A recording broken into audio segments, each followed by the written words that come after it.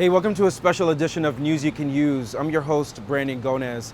And right now, we're in downtown Toronto in front of a store that has sparked a lot of controversy. We'll get into that, but first, I need you to subscribe to this channel right now, tap that notification bell, follow us on all the social media, and don't forget to comment below. All right, so this store, its name is Foodbenders, and it's known for its pro-Palestinian and anti-police signs, and its owner's controversial stance on social media. The owner's name is Kimberly Hawkins, and many in the community have called her a racist, an anti-Semitic, and even accused her of violating human rights. However, Hawkins says that she's actually an activist and has even received death threats. Let's find out the real story.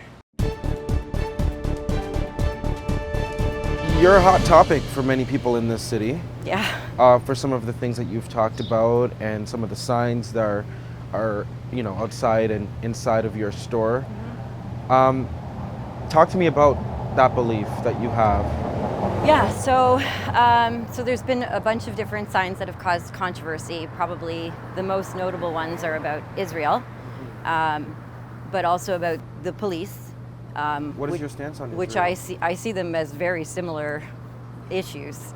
You know, whether it's the policing, repression and policing here. We live in a state that was founded on apartheid and it involved the genocide of the indigenous people. For me, that's very similar to what's happening in Israel, which again is a white colonial settler population that has come onto the land and imposed their own laws and rules of segregation and apartheid. And what we see with the indigenous people in Palestine, Palestinians, rising up against Israel, it's very similar to when we see indigenous people here rising up against, say, the RCMP. I post about Israel all the time, and eventually in November of 2019, that did catch up to me. We had What happened? Well, we want people to know what's going on, so we put a like 8x11 sign that said Gaza under attack with the hashtag, so like people could look it up and figure out what was going on. And then the next morning I woke up and there was like 50 negative reviews, people saying I got food poisoning, saying to boycott Foodbenders. And so that's when it kind of started. And we fought back. We put up that sign that you see that says I Heart Gaza. Mm-hmm. It went away. No one bothered me after a couple weeks. I get a couple negative reviews and stuff, but we thought it was over. Come pandemic, after the pandemic, we reopened that spring, which is around the time that the Regis Korchinski-Paquette murder occurred, and I had signage about that. When that sign happened, I started to get pro-police trolling online, fake accounts. They'd come here. The Toronto police would come here and camp outside the store. What do you mean they would camp outside the store? They would come with their cars and their bikes and sit here for like 45 minutes at a time just to like tease me and taunt me. And what they ended up doing was taking these images that they would take pictures of the store and the signs, and they would put them in these online chat groups, like right-wing groups. And this led to rebel media coming down here. They came for the police story, which was blowing up. But as soon as they found the I Heart Gaza sign, it was like a jackpot. You know, now they can not only can they get like the pro-coppers against me, they can also get all these like Islamophobic, racist idiots who are pro-Israel to be against me. They've vandalized here, they've broken the windows, they've spray painted. Every single time, nothing happens. So who's suing you right now? Well, the guy that's suing me is a ex-IDF soldier. Okay. He's suing me for $800,000 for, so what he's really suing me for is I reposted a Palestinian woman's story from Detroit that called him a terrorist. Who else is suing you? No one else is suing me. Mm-hmm. I have human rights violation charges against me. Who's filed those? So let's back up. So I had a hashtag at one point in the summer that said Zionist not welcome, okay? When the lobby found that hashtag, they went into overdrive thinking this is their key piece. If they can prove that my hashtag was not about annexation in the West Bank, which it was, and they can prove that that was a store policy, that I don't let Zionists in, then I have maybe committed a human rights violation. Was that a store policy, or was that It's not a store policy. What was it? It was just a hashtag. A lot of people, though, have labeled you as anti-Semitic. Yeah. So if you Are you believe Zionism is Judaism, then you're going to call me an anti-Semite because I'm an anti-Zionist. So you're not anti-Semitic? Not at all. Not at all. I love Jewish people. Who's been one of your most vocal critics? Levy from the Toronto Sun. What's happened with that? That one is, she's quite vindictive. She's written about 15 articles. She came here, barged in, demanded an interview. There were other people here that don't like Levy and asked her to leave. I didn't do that, someone else did. I served her salad. She's an obnoxious Zionist. I don't agree with her ideologies. I think she's a dead wrong racist, but I served her anyway. Levy, former Toronto Sun columnist, thanks so much for joining us here on News You Can Use. Welcome. Good morning. So I just want to get right into it. How did you hear about Foodbenders? I actually got a tip a little over a year ago on my various social media channels that there was some interesting stuff going on at Foodbenders. What was your interaction? What happened after you got that tip? So when I heard about it, I had heard that Kimberly Hawkins, the owner-operator of Foodbenders, had posted on Instagram several, I suppose, anti-Zionist tropes, anti-Semitic tropes. And one was a hashtag that said Zionists were not welcome in her store. So I decided to go out to the store. It was right after the Canada Day holiday on July 2nd, and go in there and proudly declare that I was a Zionist, that I was Jewish, and that I was from the Toronto Sun. And I had a salad in my hand and asked her if she wanted to sell me a salad since she had said Zionists weren't welcome in the store. And that was our first encounter, July 2nd, 2020. So you've written several articles about Kimberly Hawkins. What is, I guess, the main issue that has transpired between what she said and your beliefs?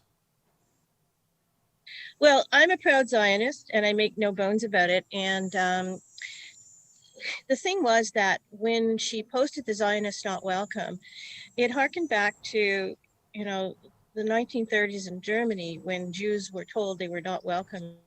Although she had said all along, and she continues to say, that she's targeting Zionists and not Jews, to me, the words are interchangeable. And when you talk about targeting Zionists, 90% of Jews in this world are Zionists. So there's no, I guess, question in my mind that she was really talking about Jews. Is there a world where someone can be anti-Zionist but not anti-Semitic? Well, it's not, you could be against the policies, and certainly I don't agree with all the policies of the state of Israel, but it's this single-minded obsession with Israel and with the Jewish lobby or the Zionist lobby. She hasn't called us the Jewish lobby, she calls us the Zionist lobby, that borders on anti-Semitic. I can clearly tell you're a supporter of Israel, but what are your thoughts on what's been happening to the Palestinian people who reside in Israel or those that reside in Gaza? Okay, I'm not going to get into, it's a very complicated issue, and it goes back like 3,000 years. There's a very one-sided narrative that's being delivered to, university students. And I think that I invite everybody to become informed. Go over there and see for yourself. I've been there many, many times. So what would you want to see happen to Kimberly then? Kimberly has had all these things thrown at her during COVID. Her business has suffered tremendously. I didn't bring that on her. Kimberly brought that on herself. I didn't bring it on it. The Jewish lobby didn't bring it on it. We have a right to push back against things we perceive as anti-Semitic. There is a fear out there in the public sometimes that people who criticize Israel are far too quickly labeled as anti-Semitic. Well, I think, what I would say to the people who are fearful, if you're obsessed about Israel and you fail to recognize human rights abuses in other countries, means they don't want a Jewish state whatsoever. They want to push a Israel off the map. It's plain and simple. And because the Jewish community is fighting back now, we have a right to do so. And I am a very strong advocate for Israel and for the Jewish community. But I just want to know though, from your perspective, is there a world where people can criticize Israel as a state and not be labeled as an anti-Semite? Yes, Brandon. I think I answered that question. Yes, there is a world, but they have to criticize other human rights abuses equally and not ignore them and turn a blind eye to it. I'm not going to be apologizing or backing down for things that I've said about Zionism. If people want to call me a racist, that's fine. It's not going to age well. I know what side of history I'm on. Where do you see yourself 5 years from now? I basically have to restart my life now. Why? Because my reputation is ruined and my business is ruined. People accuse me of discrimination, but I get discriminated from so many places I try to go.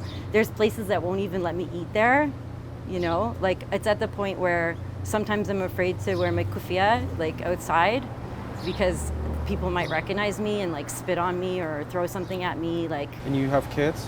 I have a daughter. You have a daughter? Yeah. What's that been like?